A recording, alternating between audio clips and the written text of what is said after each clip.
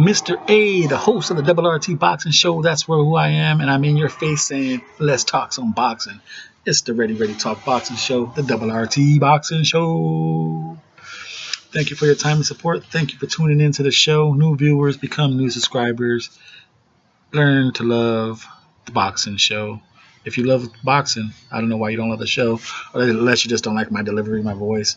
Fair assessment. I get that.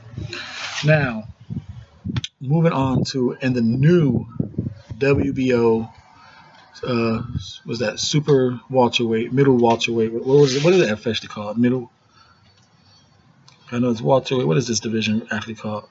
Super welterweight. Man, junior middleweight. I know it's something else. Middleweight. The WBO champ Jaime Mungia. I should have went with my instinct on this one. But hey, I thought he really didn't jab. You know, like I said, I thought because the fact that Jaime doesn't jab, I thought Ali would be able to pick him apart. But from the get-go, that power, those hooks, the size difference, oh my goodness. You know, now people are saying like, oh, could he have fought Triple G? Could he have Triple G?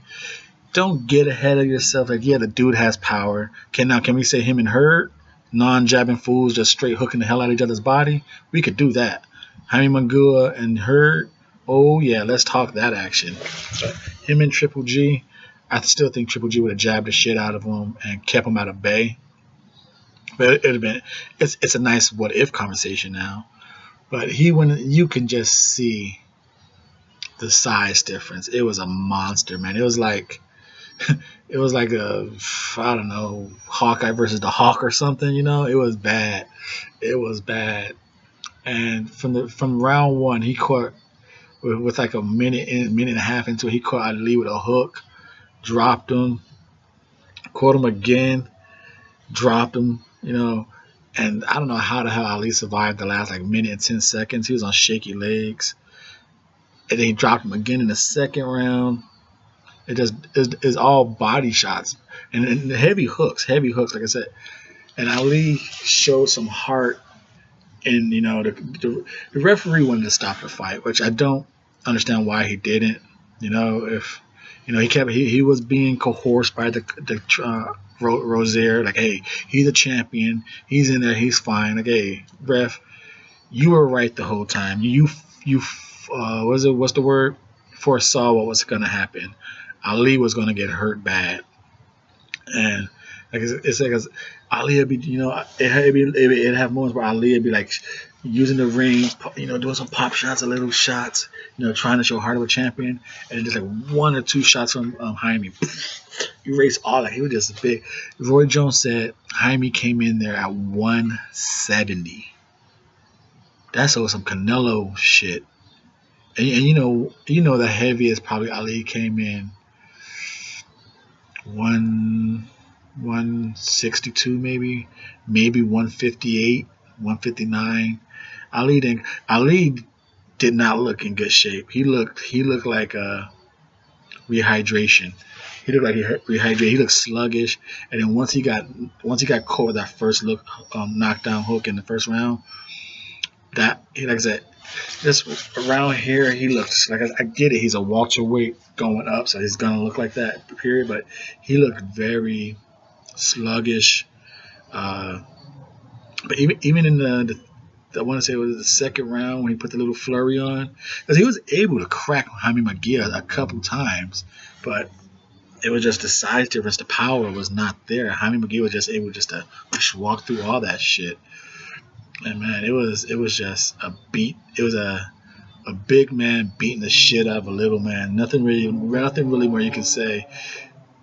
Head hooked him, body hooked him.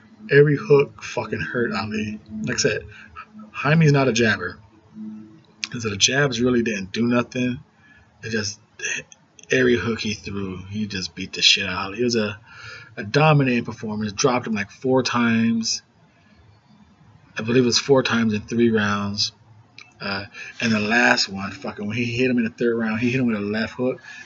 He fell quick. And the referee was like, that's it. Boom. Because like The referee was like in the middle of in between the second and third. He's like, "Doc, make the call, stop the fight." And like, why are you telling the doctor to stop the fight? The referee is the only one who could stop the fight. Referee could stop the fight anytime he wants, but he wanted because he kept being coerced by the corner, Ali. He's like, okay, he's a champ. I'll let him go with it, but he should have stopped it, and no one would have argued against it. No one would have, like fucking Roy Jones wanted the fight stopped in the second. He was like, this fight's over in the first because he didn't think Ali was gonna make it out, but it was a dominant performance. I did not predict that it was gonna I knew it was a size difference, but I did not visually see it like that. I did not whoa. I know I should have went my instinct that Ali can't take a punch, but I seriously thought he was just gonna be able to pop shot him to a victory. But yeah, Mr.A goes 0-2 for the HBO card. Double RT boxing.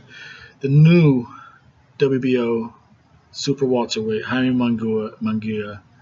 Man, he swift hurt him, man. He just walked him down with power shots, ate whatever shot was coming his way, and just delivered bombs. That's all it was. He was a Mexican Jared Hurd that's in this fight, and fucking Ali was Tony Harrison. He just walked him down, beat the shit out of Ali. Some hard body shots, hard hooks to the head. But I do want to see. He definitely got in the conversation piece, man. Hurd or you know what? Put the fact that everyone wants to see Hurd and Charlo because they've been back and forth beefing. Let Charlo go against Mungia, even though I want to see Hurd and Mungia. I think that's two pressure fighters, people who don't take a step backwards. That's what you want to see. But fuck it, let Charlo try and get 2 belts, and then let him so whoever wins that, let him unify undisputed with Hurd, who has 2. Mr.A, thank you for tuning into the Double RT Boxing. Appreciate your time and support.